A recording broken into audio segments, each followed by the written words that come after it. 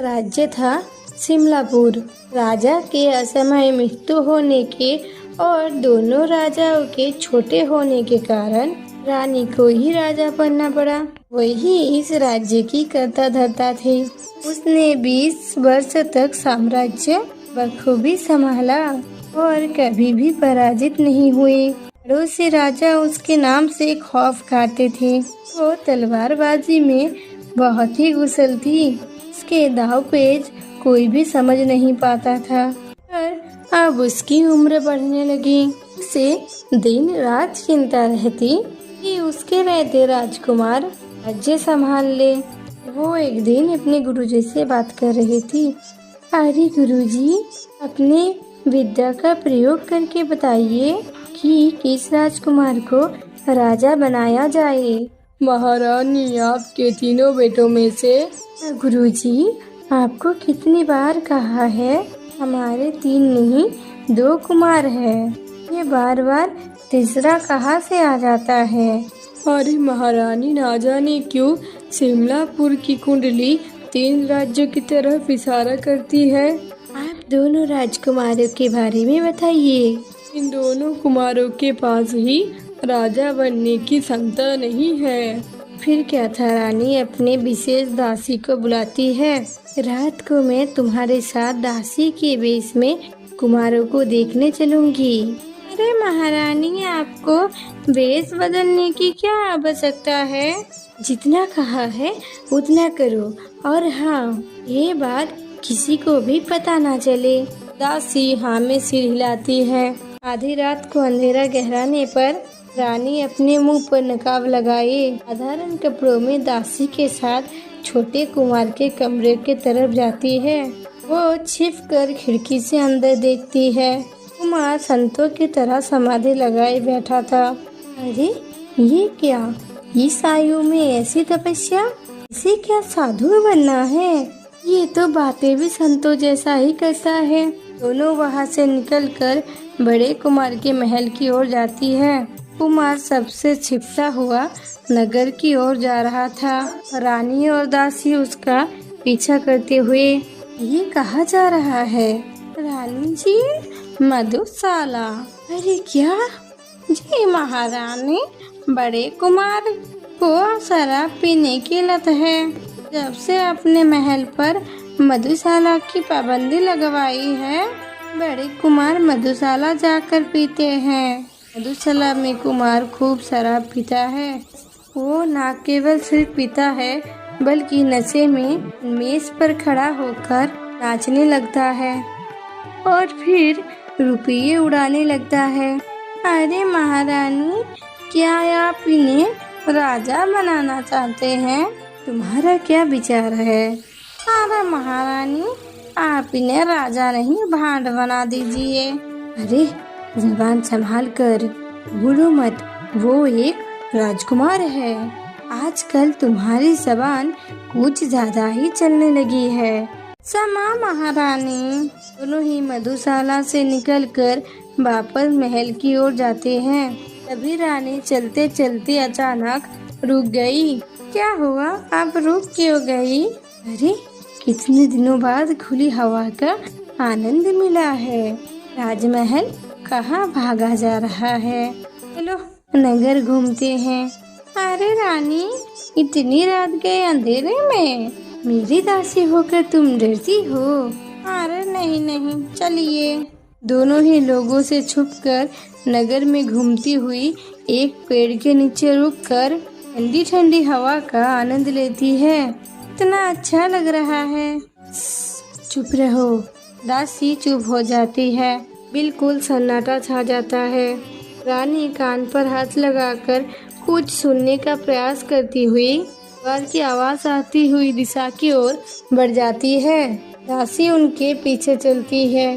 वो दोनों देखते हैं एक नवयुवक मैदान में तलवार चलाने का प्रयास कर रहा था। दोनों ही छिपकर उसे देखने लगे। का तलवारबाजी देखकर रानी से रहा नहीं गया। अपने नए युवक के सामने पड़ी हुई 2 बड़े तलवारों में से एक उठा ली। वो नकाब में तलवार लिए हुए युवक के सामने खड़ी हो गई। तभी नवयुवक कहता है, अरे कौन हो तुम? तुम्हें ये जानने की कोई आवश्यकता नहीं। अरे स्त्री होकर हाथ में तलवार। क्या तुम शिमलापुर की महारानी को नहीं जानते? वो भी तो एक स्त्री है। युवक उसकी बातें सुनकर हंसने लगता है। अरे चलो चलो मुकाबला करो। अरे समा, मैं स्त्रियों पर वार नहीं करता।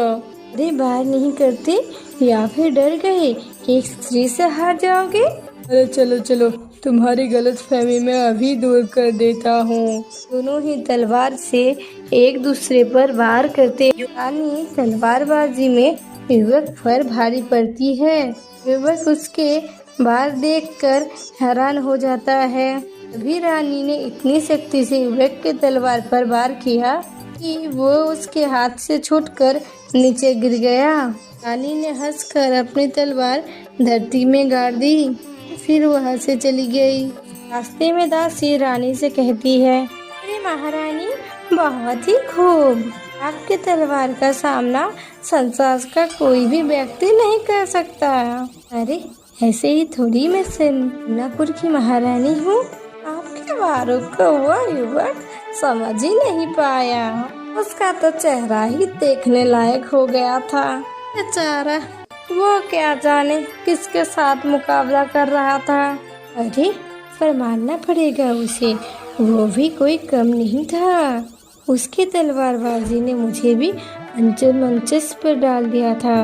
लेकिन आपके सामने तो कोई भी टिक नहीं सकता। तभी रानी मन ही मन सोचती है, तलवारबाजी तलवारबाजी। अरे मैं कुछ समझी नहीं। तलवारबाजी जल्दी ही समझ आ जाएगा। अगले दिन पूरे ही नगर में घोषणा की गई कि 2 दिन बाद राजमहल में तलवारबाजी है। इसमें महारानी स्वयं भाग लेगी और जो भी कोई उनका सामना करना चाहिए वो आ सकता है। महल का मैदान मंत्री एवं सेवकों से भरा था। पहले बड़े राजकुमार ने रानी का सामना किया। वो रानी पर पूरी शक्ति से तलवार का वार कर रहा था। रानी उछलकर राजकुमार की दाई भुजा पे मारी तो वो जोर से चिल्ला रहा था, अरे तुमने हाथ क्यों नहीं हटाया? ऐसे तुम युद्ध में शत्रु का सामना कैसे करोगी? फिर वो उसकी भुजा पर कांपड़ा बांधती है। तभी छोटा राजकुमार कहता है, अरे माँ, मैं आपका सामना तो नहीं कर सकता। मुझे तो रक्त देखकर ही डर लगता है। अरे ठीक है मेरे नाजुक बेटे। रानी बड़े कुमार को खड़ा करती है। तभी वहाँ पर खड़ा एक सेनापति कहता है, क्या कोई और व्यक्ति महारानी से तलवार प्रतियोगिता करना चाहता है? अचानक एक नवयुवक हाथ ऊपर करता हुआ सामने आता है। मैं करना चाहता हूँ मुकाबला। अरे ये तो वही रात वाला युवक है। दोनों ही तलवारबाजी करते हैं, एक दूसरे पर वार करते हुए बातचीत होती है। अरे राज्य का सेनापति बनोगे? अरे नहीं नहीं, मुझे यहाँ का राजा बनने का अभिलाषा है। अरे समझ कर युवक, मारे जाओगे। ये अधिकार केवल राजकुमारों का है। ये कहते हुए रानी उसके पैर पर तलवार से वार करती है, लेकिन वो तेजी से पैर हटा लेता है। अरे आप स्वयं ही सोचिए, आपका सामना केवल आपका खून ही कर सकता है। जी तुम क्या कह रहे हो? मैं आपका ही बेटा हूँ। मैं जानता हूँ कि कल रात आप ही थी। मुझे केवल मेरी माँ ही हरा सकती है।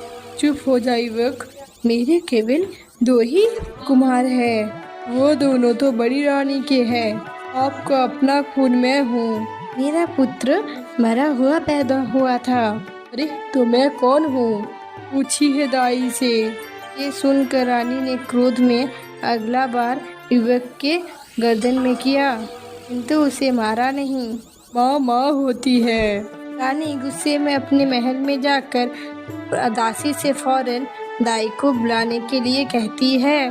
रानी का गुस्सा देखकर दासी ने कुछ भी नहीं पूछा, वहाँ से चुपचाप चली गई। थोड़ी देर बाद एक बूढ़ी दाई रानी के महल में आई। रानी ने बिना कुछ कहिए सीधे तलवार उसके गर्दन पर रख दिए। अगर तुमने सच्चाई नहीं बताई तो आज तुम नहीं बच पाओगी। कौन सी सच्चाई? अरे सच बता, क्या मेरा बच्चा मरा हुआ जन्मा था? सुनकर दाई जोर जोर से रोने लगी। अरे चुप, सुना नहीं महारानी ने क्या कहा? सच बता। आपने एक स्वस्थ बालक को जन्म दिया था। मैंने तो बस बड़ी रानी का कहना माना। वो चाहती थी महाराज के बाद राजा उन्हीं का बेटा बने, इसीलिए मुझे झूठ कहना पड़ा। मैंने एक मरे हुए बच्चे को आपका बेटा बना दिया था। मेरा बेटा कहाँ है? वो तो गांव के एक निसंतान ग्वाले को दे दिया था। इसके साथ जाओ, कुछ भी कर मेरा बेटा ढूंढ कर लाओ।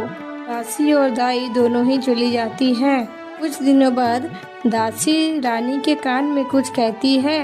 रानी हाँ में से हिलाती है और उसके बाद वही युवक सामने आकर रानी के पैर छूता है। रानी उसे उठाते हुए, मेरा होनहार बेटा। उसके बाद दोनों कुमार और युवक को आमने सामने बिठाकर रानी कहती है, अरे राजकुमारों, तुम तीनों सच्चाई जान चुके हो, इसीलिए लड़ने के बजाय आपस में सलाह करके बताओ कि राजा कौन बनेगा। अरे समा माँ, मैं राजा नहीं बनना चाहता, आप इसे बना दीजिए, मुझे कोई भी आपत्ति नहीं। अरे माँ, मुझे भी कोई आपत्ति नहीं। अरे सच में कोई आपत्ति नहीं?